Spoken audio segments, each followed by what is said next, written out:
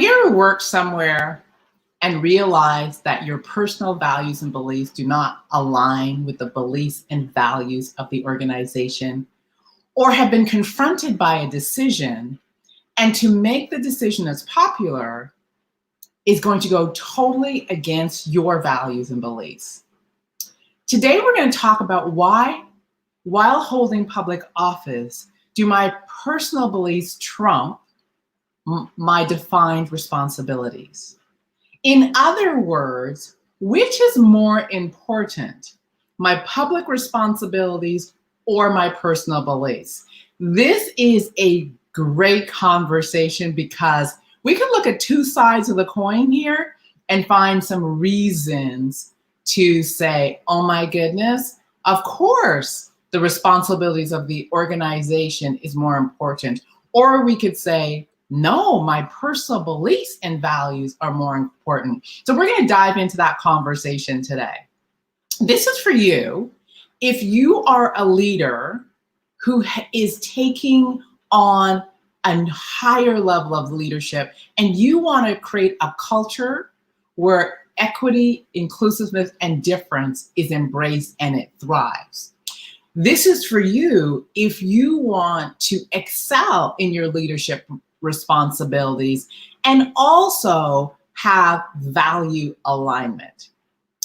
My name is Suzanne Hart, and welcome to Unstoppable Mindset.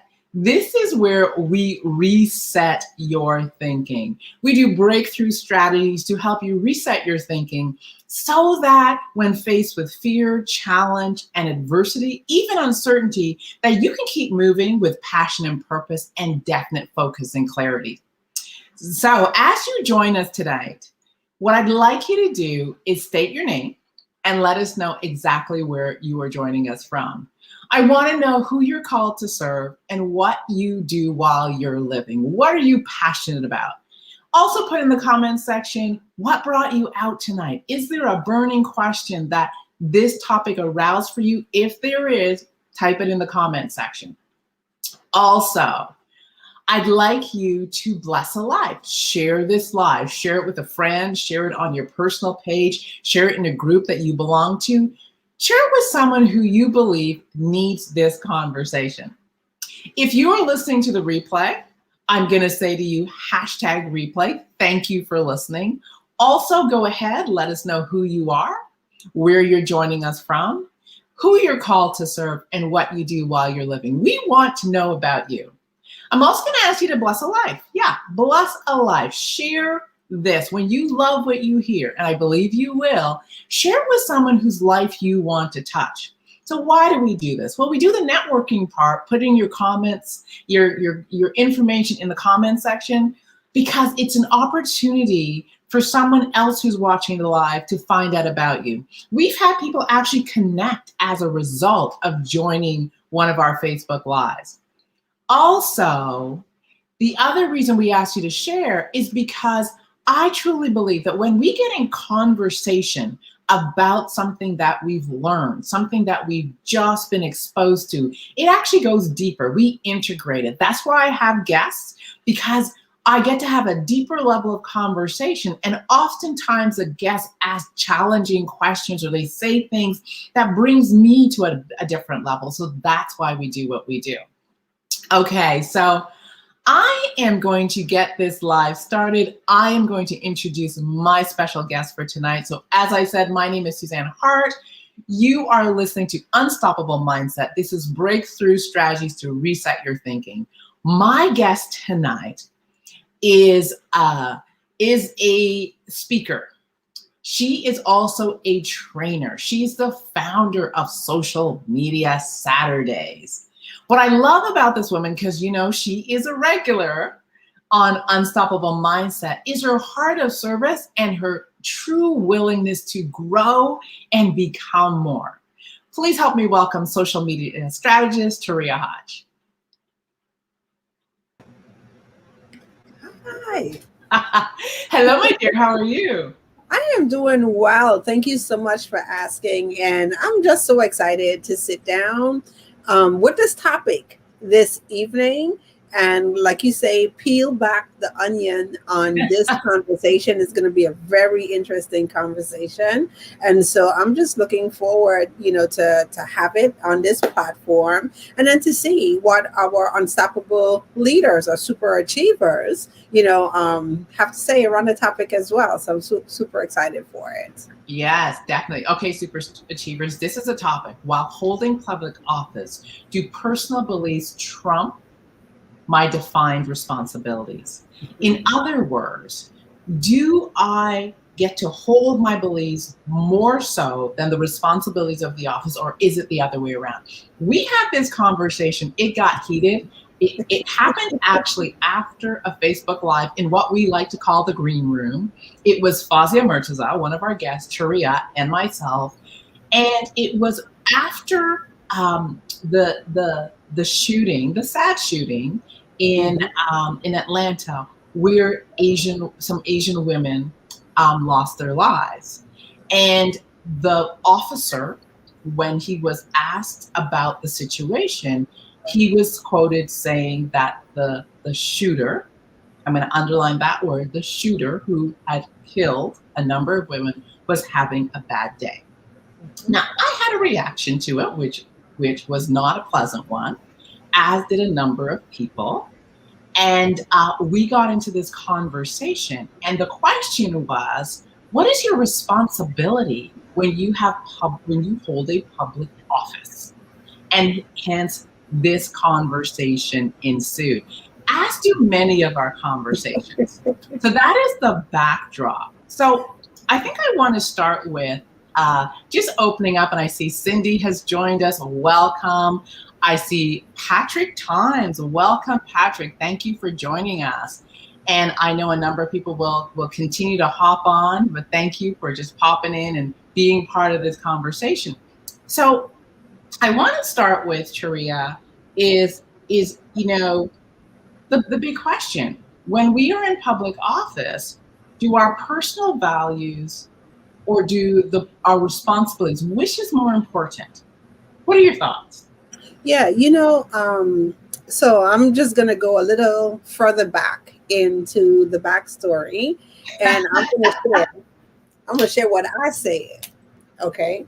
And what I had said was, it was very interesting because when I heard the quote, what the person was quoted saying, the thing that stood out for me was, oh wow, the reason why he could say it, and he could say it without thinking about it, without any thought, is because it's truly what he believed. Okay. And it wasn't until, like, so many times we hear that, right? We hear or we see people who are in these public positions or public offices, they say really and truly what I believe is really on their mind, really on their heart. And it isn't until they're called on the carpet or somebody brings it, to the attention, to the forefront, then it seems like, okay, now I have to go clean it up. Mm-hmm. So my question was, well, what is it that made him think that it was okay, to make that statement, and to make the statement so casually, and not think of repercussions, not think of even the women who were hurt, right? To not even consider them, consider their family. And I was just like, wow. And the feeling that I was left sitting with was, wow, this is what he truly believes. Yeah. So therefore, how much change can we truly expect? Because these things are ingrained in the belief system of some. And so that I grab that. Discussion. So and it's truth. That is truth, right? So I think that we come to our workspaces and places with our belief systems. And let's just be true and real. We all come with our personal biases, our stereotypes, our judgments, our experiences. It's a cluster of things. However, what I do know is when a workspace or work environment culture determines what you can say, people are less free to make these these statements. And I believe that, and what I cracked back with in our green room conversation was that because of the state of today and the amount of people in public office, high positions, using their office to espouse their personal opinions, their personal beliefs, they've created an environment of permission. And so there's no boundaries to what people believe they can say no matter where they are. But this is a fact, and this is where I sat. I said, no, I don't care what he believes. When you step into that public position, you don't represent your own opinion. You represent a diverse group of people that have diverse beliefs, and your job is to serve and protect them. So for me, it was, no, it's like, I get what you believe, but your permission to say it is a representation of the culture of the organization to which you work. Yeah. And, right. And I was just about to say, and unpacking the conversation from that viewpoint made sense, right? And it made me start to think of, oh, wow, what does the organizational culture looks like, right? Mm-hmm. And one of the things that we just talked about, before, back in the green room, once again, if, you're having this conversation and you're, having a conversation with your peers, and this is, like your belief system, right? And you're having it amongst your peers, and your peers are okay with it. And then you go into your workspace, you go into your office, and you are allowed to have that conversation. And the people who are around you on a regular basis, they don't see anything wrong with the conversation, or even though they might see something wrong with the conversation, they don't have the courage enough to say, hey, you shouldn't be having that conversation, right? And so it creates that relaxation, that comfortableness, right? That people forget that, where they are. They forget their role. They forget the office that they hold. Absolutely. And so now, luckily for us, we have, luckily, unluckily, fortunate, unfortunate, however you want to put it, we have these things now called video. Everything is being recorded. Okay. And that's just the society and the culture that we're living in. Okay. And he made it. And I could just imagine, I wasn't there on the scene, but I could just imagine, just how not even think about it. Right. And just said it, and not realizing that, oh, wait, hold up. you can't say that. That's like so wrong on so many different levels, right? And so I like what you talked about having the value alignment, okay? And a lot of times I think not enough is done to really check to see, the value alignment. Sometimes, people take jobs, they take positions, like we discussed, like for personal gain, right? And are you really and truly understanding the responsibility that comes with the position? Well, I think it's two pieces, right? I'm looking at Patrick's comments, and he says we need less government, not more. You represent the Constitution, nothing else. The responsibility to protect our rights. It's we need more conversations, not less. Absolutely.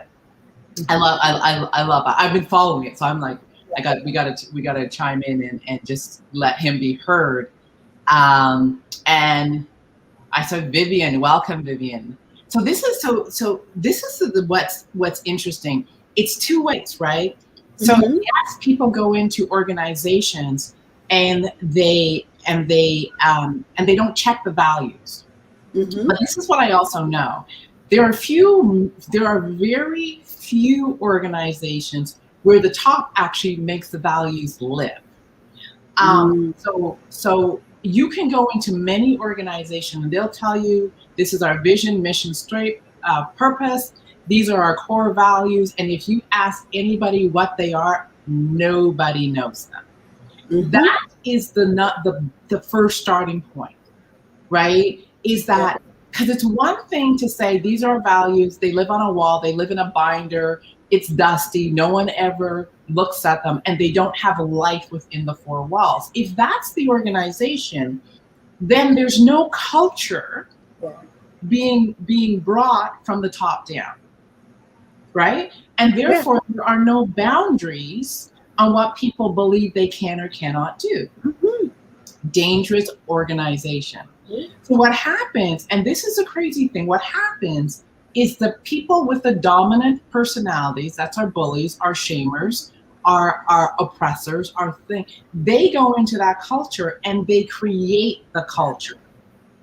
And so that's how we have it. So people aren't checking value alignment because for a lot of places it's hard to check value alignment because Right. it's not being held by the people in positional power, right? And rather it's being created by the person with the biggest voice, the biggest stick, Yeah. the biggest, I'm gonna press you, the manipulators, the all that sort of stuff. I'm just talking real talk. And because I was a person who got called in, because that's what I do. And everywhere I went, you could tell there was a disconnect between organizational values and what was happening amongst the staff. And what people don't realize is that becomes the culture. Yeah. Yeah, and I love that you're talking about culture because you said something that we see all too often, and I'm getting ready to address Vivian in just a second, right? And so we see it like how often. So the question really becomes, how do you ensure that there is value alignment? In an organization before you take a position or before you hold that seat of power. And one of the things that yeah, we have the Constitution, and the Constitution stands for this, and this is the body of people that the Constitution is written for, represents. Okay, and so that's written there.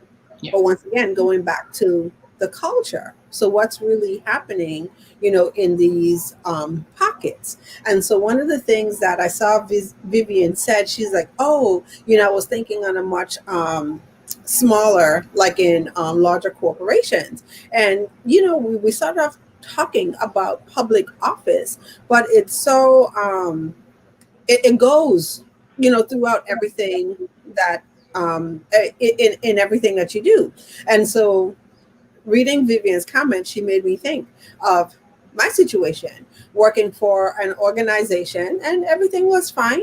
Like when I started working for the company, I was having a good time on my own merry way, doing whatever. And I thought that, yeah, this is it, until it got to the point where they were growing, into something new, right? And something very exciting.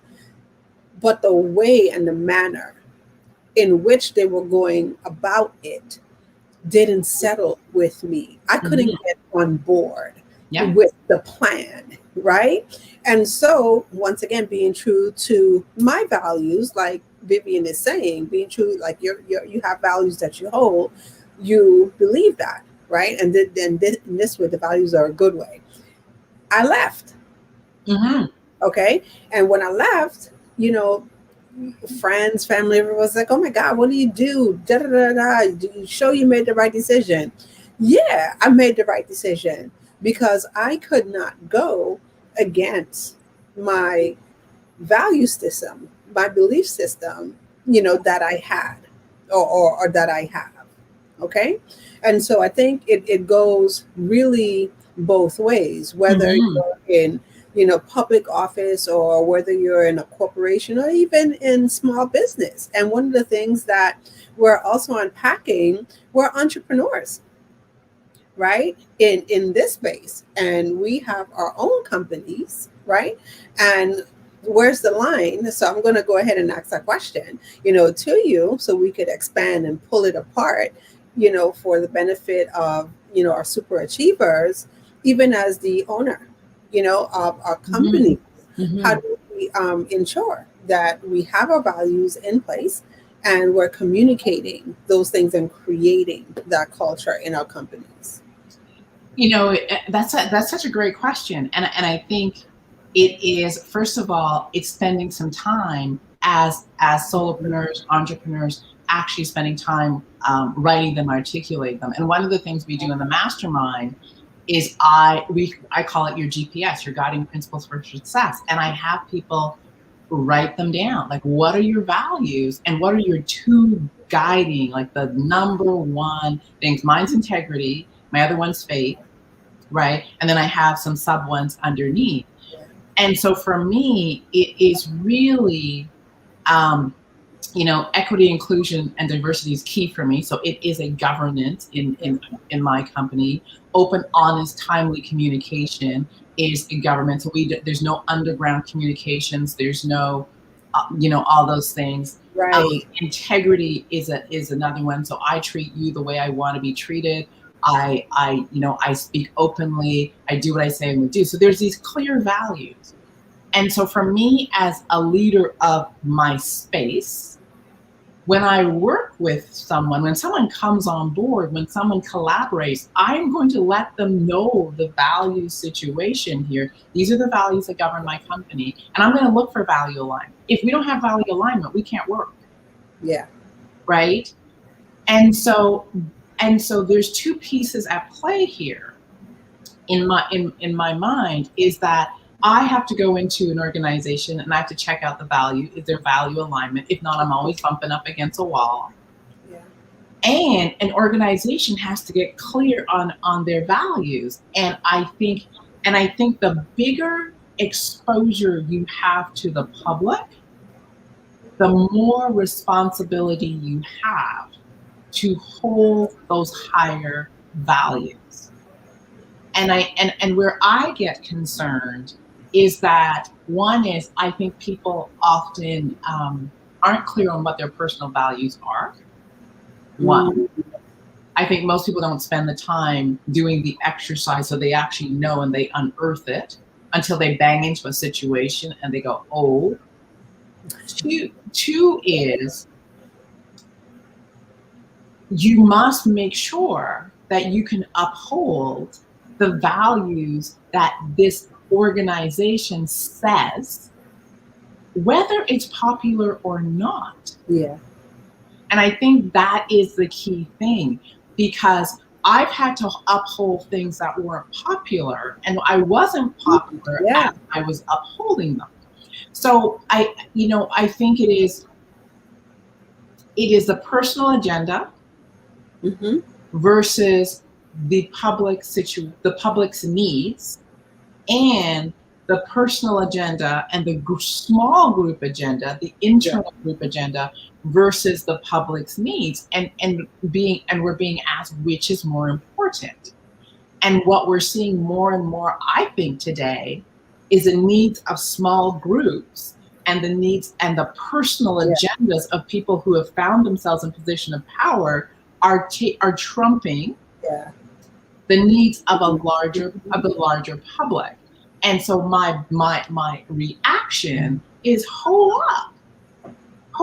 That Yeah. No, that is not okay. Organizations, government, all those people, they got to do better as far as I'm concerned. Yeah, and that's really what the battle cry is, right? To really, do better, and to check it. Okay. And one of the things that I'm listening, It's really having the courage, right, to say when you do find yourself, in those situations, to say, no, this is not right, I'm going to step out, or either you step out or you stand up, right? And I think we always kind of see that, but how many times do we pay attention to it? So, like, one of the things that always occur to me is, when administrations change, right?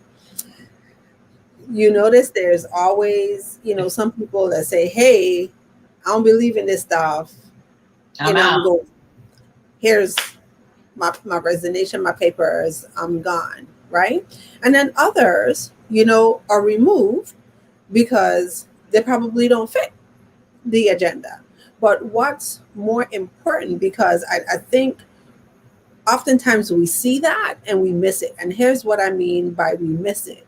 So even with the changing of administrations, that's still not the representation. It should be the Mhm. representation of the whole, but or, the bigger group, for the good. But it always, sometimes it's always not.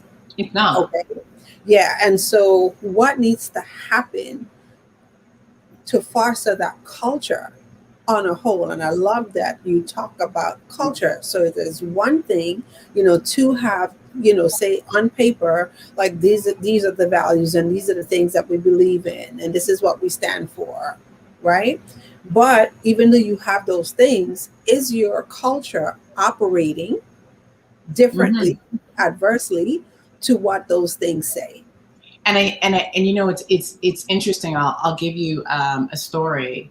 So one company that I went into work with was we did this exact exercise because there was a disconnect in culture. But this was the interesting thing. So they had all these beautiful words, big words on paper, Mm-hmm. right? So communication in my mind is a big word. Now it's not really, but it's a big word in the sense, what does it mean? Mm-hmm. So I asked, so what's that mean? Right? And everybody had all sorts of different definitions of what that meant. Mm-hmm. What was it? They had, integrity. We are a company of integrity, big, big word. And I was like, what does that mean? Everybody had different definitions. To what I said to them is, until these words are outlined in behaviors you want to see in your organization, they mean nothing. And so part of what we're really dealing with is two things. And we call this inclusive leadership. And although we're talking about equity, inclusion, power, privilege, all those beautiful things that people want to put under the cultural competency, diversity training umbrella, my opinion is you can't step into leadership if Yeah. if you don't have these things unpacked and an understanding of this. So this is a leadership conversation. And the courage to lead is to hold these values clearly and to articulate the behaviors that represent these values and the behaviors that do not. And so when I am told I need open communication, I tell people it's timely. That means something happened. You talk about it. If you need a moment to breathe, collect your thoughts, calm yourself down, take it. But it doesn't go underground. It doesn't go into the whisper culture. And I don't want to hear about it before the person that you had a situation with hears about it, or I don't want Bob and Joe to know about it. And so now we're getting a clear picture of communication. We're getting a clear picture of timely communication. And when you unpack it that way, Yeah. now you're creating culture. Mm-hmm. But if it's just a word, people are like, whatever. Yeah, right. I'll sign off on that. Because it sounds good, but nobody actually knows what it means because it hasn't been defined. Right. But when it's defined, I remember in one of my teams, I said, when someone was on board, I said, okay, so one of the agreements we have is that people are coachable. And they said, oh yeah, I'm coachable. I said, okay, let me define it. before you get all excited and say, I'm all in. And I said, coachable means that you're going to look at stuff even when you don't want to, and even when it's scary. And the person went, oh, it wasn't that you're coachable when you like it and you're coachable when you feel like it. It was you're going to be coachable in the ugly stuff. And suddenly it was a whole different kind of yes, because it was like, let me think about this for a moment. Oh, there's accountability in this word. Like she's not just pointing out you're coachable and I get to say yes. I'm like, I'm going to tell you what the behaviors are. That's how the culture shifts, is when people they're in the policies and procedures, there's behaviors that we are now accountable for. Yeah. And I think oftentimes what's missing is there's no defined accountability when you do certain things. Yeah. It's all we'll go to arbitration, we'll go to court, and someone else will. Yeah, and I think that's one of the biggest things that we're seeing now is the lack of accountability, right? Because being accountable or holding someone accountable isn't just having them come and say, I apologize, I misspoke. Like, how many times do we actually also see that? And that's not true accountability. Mm-hmm. So there's this concept in leadership, Tria, in the world according to Suzanne, because I have all my stuff. So I always say, in the world according to Suzanne, there's a concept in leadership that is make my best better. Mm-hmm. And what that means for me is, if I mess up, right, I mess up today. And this is about the slippery slope, okay? And this is the slippery slope of culture. So if I mess up today and I have to go apologize, I have to go whatever. For me, the apology isn't what is the definer, because apologies are easy when you're on the spot and it's hot. Mm-hmm. The definer for me, and always the question is, what are you going to do differently? Yes. That I can hold you accountable to? Yes. Because I want you to know, apology step one, got it. But did you get the impact of your behavior on the person? One. Right. And two is, if you got the impact, what are you going to do differently going forward? Because what I'm going to hold you to is not the apology. The apology only becomes real when I see you move from good to great, when I see different. Yes. Right? And in my world, if I don't see different, particularly on certain policy things, mm-hmm. that's a big problem. Mm-hmm. It's not a oops, it's not another apology. Right. It's not what it says to me is either you aren't able to have a behavior change, or you're not willing to have a behavior change. Therefore, we don't have cultural alignment, and you have a choice to make. Yeah. Right? That's leadership. And that's not leadership that's oppressive. That's leadership in terms of this is the culture, and I'm giving you opportunity for change, growth, and choice. Yeah. Right? But we are required to be accountable, because when you and I are put in positions of power, positions of leadership, positions of authority, mm-hmm. you are required to be accountable to hold that position. And that means you are held to a higher level and a higher standard, because you're setting the tone for whoever you are responsible for. Yeah. That's the big thing. Yeah. And I was just about to say the same thing, because that's what really, the call to action is, right? Holding people, accountable, because they are responsible. Right. So you took the oath, you took the position, and this is what it entails, right? Holding that position.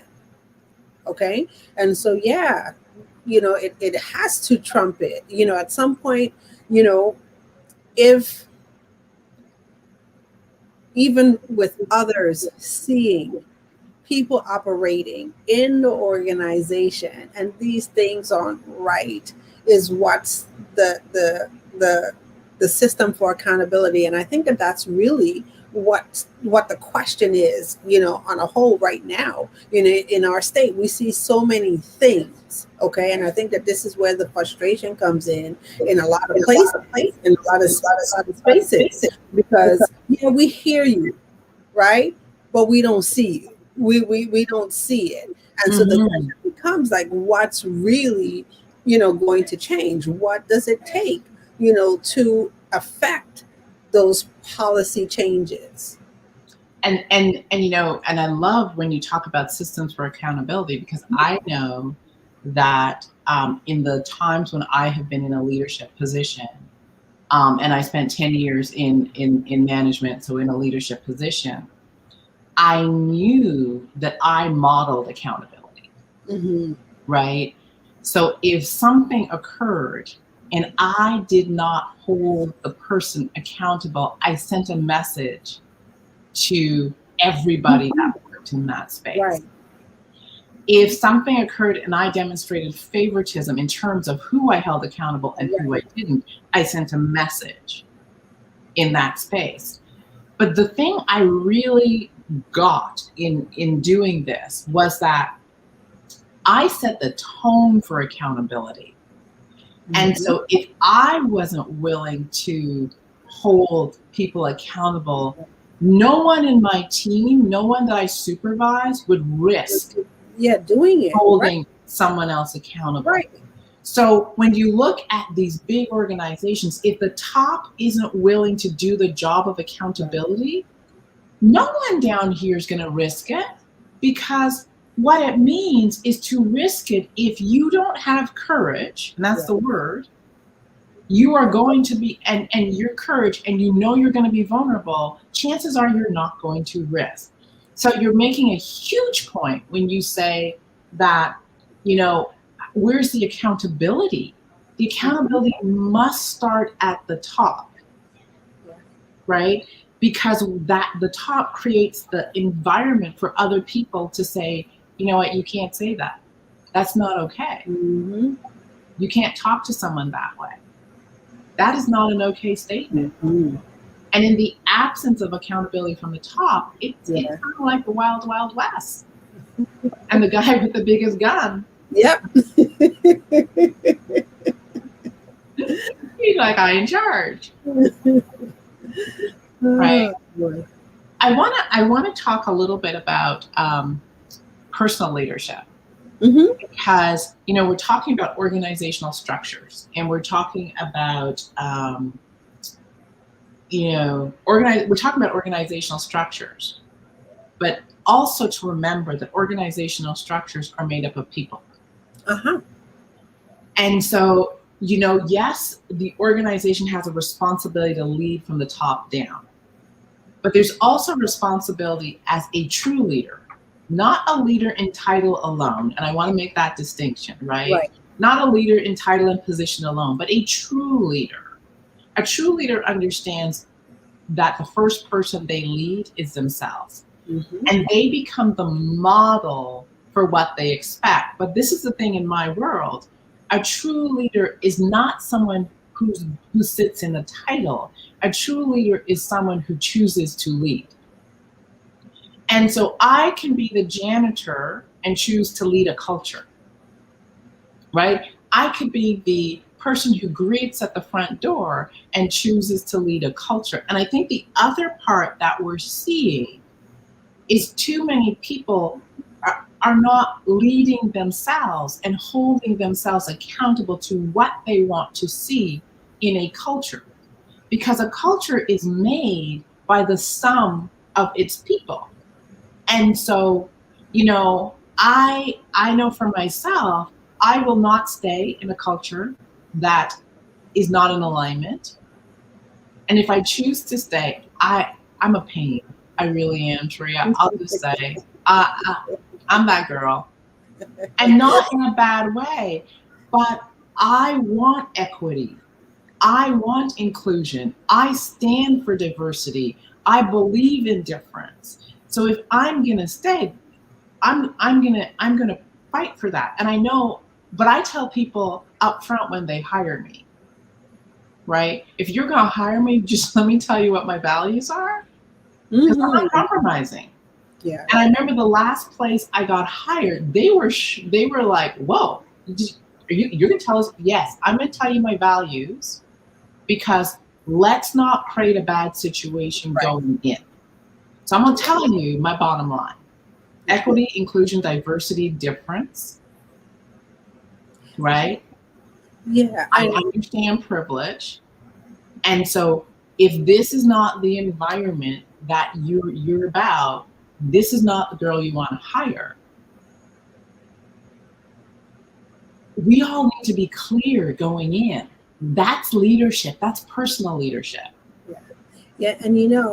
And this is why these conversations are so important, right? Because I'm just going to be totally transparent. In working, a job, never had this conversation. Didn't really even understand the definition of leadership. And I'll just go ahead and share with the audience. And it was one of the things that attracted me to you. So I remember the first time I heard you speak, and you talked about leadership from a perspective that I've never heard before. So I've read, countless leadership books, and what the thing that you said when I heard you, when I met you for the first time, you said the only person that you could truly lead is yourself. Mhm. And I remember how that sat with me when I heard it. And I was just like, oh, wow. Look how many years, how many times I've just spent just doing this whole thing wrong, because here it is. I'm thinking leadership is about my relations with other people and what can I get other people to do. And it's not about that at all. It's first about how you lead you, Mhm. okay? And then you become the way how you lead yourself, you become the inspiration for others, to take on that. And one of the things that also in our time working together, friends, I could call you friends now, right, is the word accountability. So that was another big one for me, right? And I always thought that accountability was something external, right? Like, I'm going to go ahead and get an accountability partner, and then my accountability partner has to call me every day and say, hey, did you? No, that's not what it is. No. Accountability is being able to look at yourself and say, hey, you know what you're supposed to do. You have your values. Are you living into your values every single day? And then when you step out of alignment, how do you put yourself Yeah. back to check? Nobody needs to do that, for you. And I was just Mhm. like, oh, it's that journey of personal development and Yeah. growth. And I like the word that you use is mastery, right? And how do Mhm. we, have mastery, over all of these areas in our No, lives? So, absolutely. And what's really interesting about this, Tria, you're making such a great point, because I believe that the only person I lead is myself. Accurate.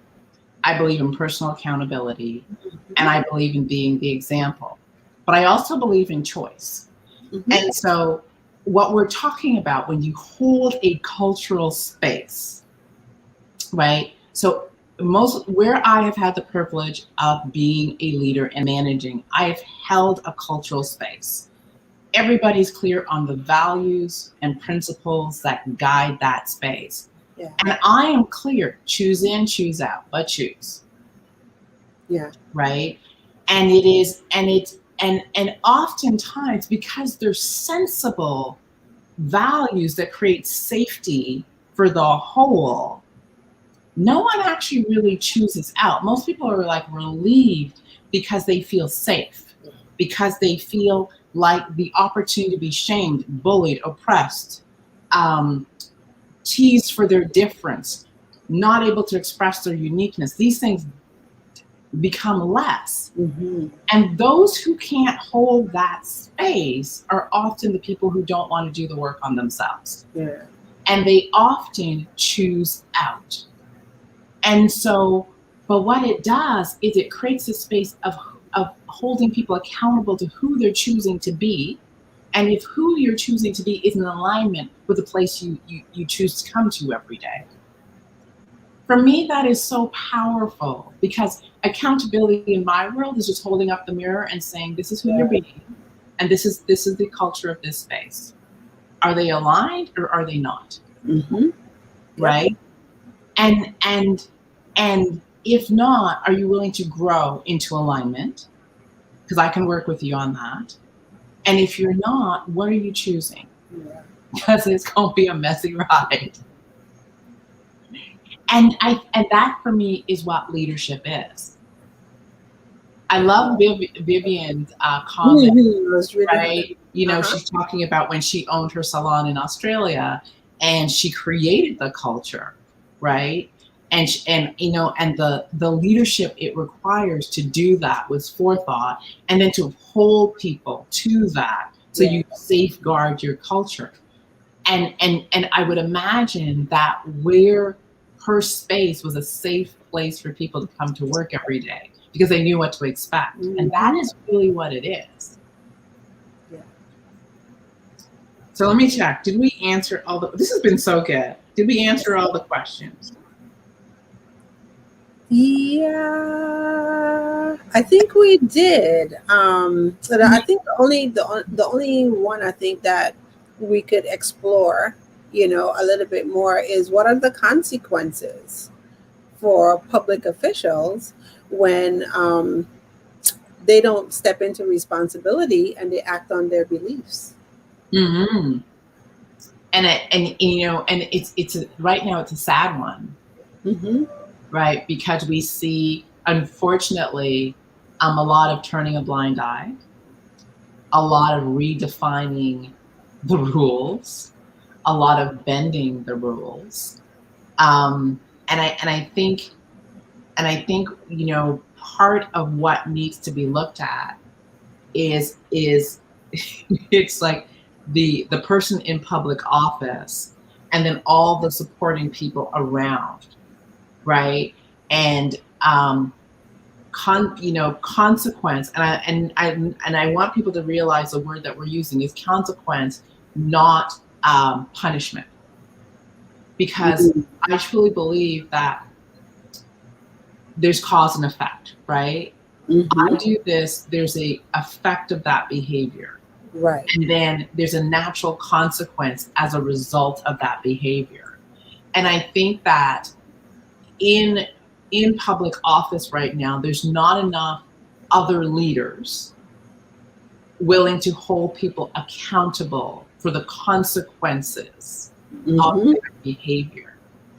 And for many reasons, I'm vying for another position. This is not economically a wise thing to do. This is not, this is political suicide. I may not have this position if I step out on that. That's the reality. So you're going back to the question of the personal gain once again. Right. Right. And I think what it comes down to is courage to lead. Is that leadership is, I tell people all the time, leadership is messy. Mm-hmm. And it takes courage to really embody this thing called leadership. It is messy because you lose and you win. Mm-hmm. Right? I think for me always, and I'm trusting and praying that there'll never be something that's so big that I'm tempted to compromise. Right? So I pray for discernment all the time, is that the big payoff is who I get to be for myself, right? That's the big payoff. And I think there are people who have lost sight of who they are called to be in a higher level, and they're negotiating away their character, if you will. Yeah. I don't want to negotiate away my character, because I want to look in the mirror and say, I'm excited of who I am choosing to be. And so I think that, until people start really looking in the mirror and saying, who am I committed to being? Who am I choosing to be? We'll see a lot of slippery slopes.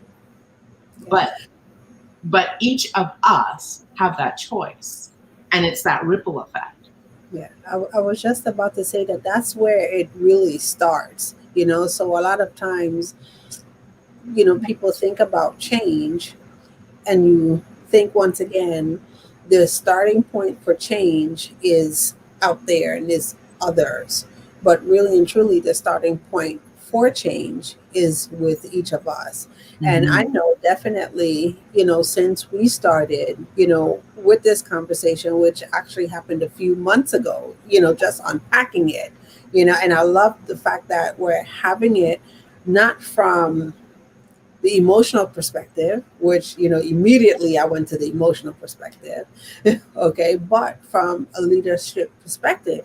And I think when we bring it to the table in this light, it gives us all, something, to take a look at, which, is once again, who are we choosing to be?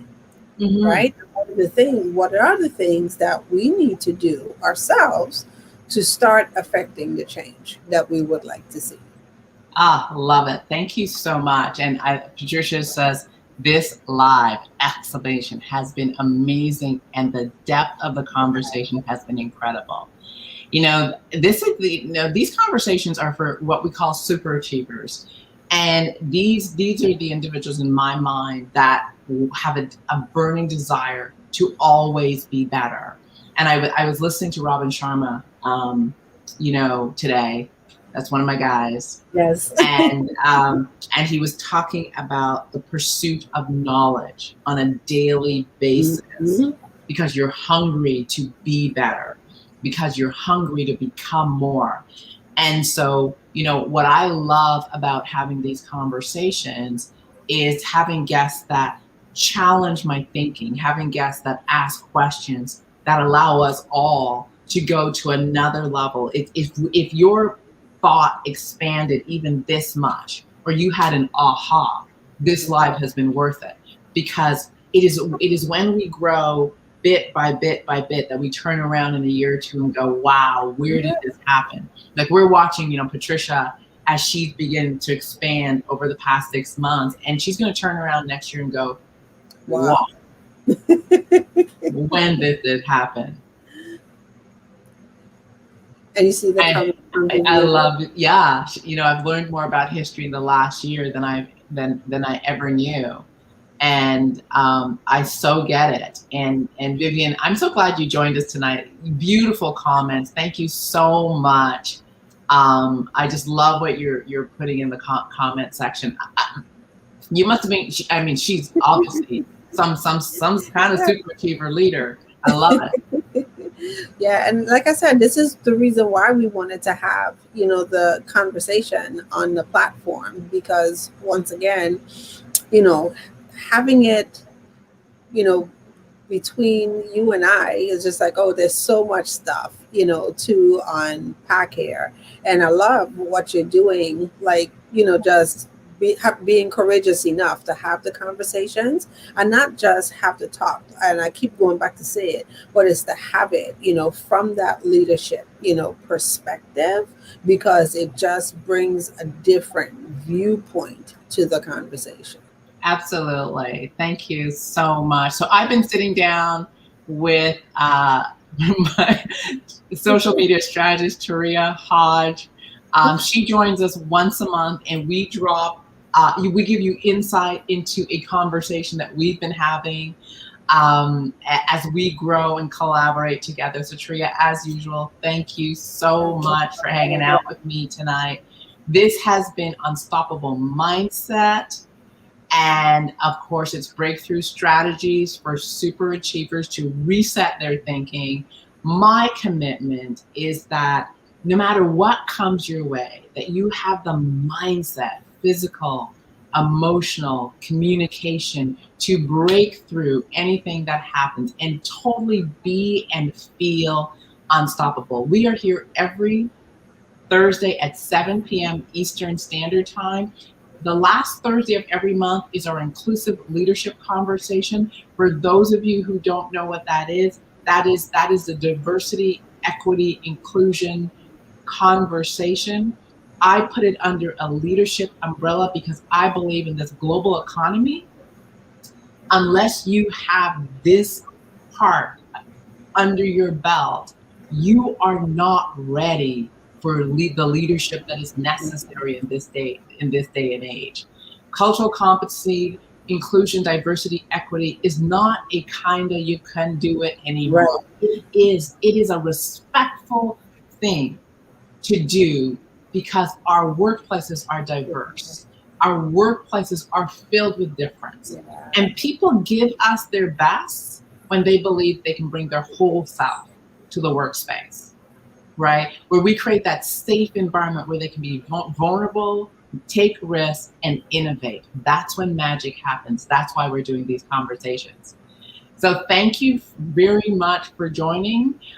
If you want to continue to hang out with us, you want to knock on the door of our Facebook group, which is Mindset Mastery for Superachievers. Just knock on that door. We'll let you in and continue to be in this conversations.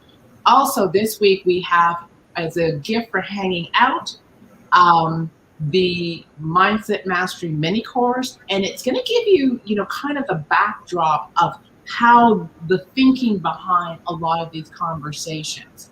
And that's a free gift, so it's in the description above the video. Absolutely. So definitely grab it there.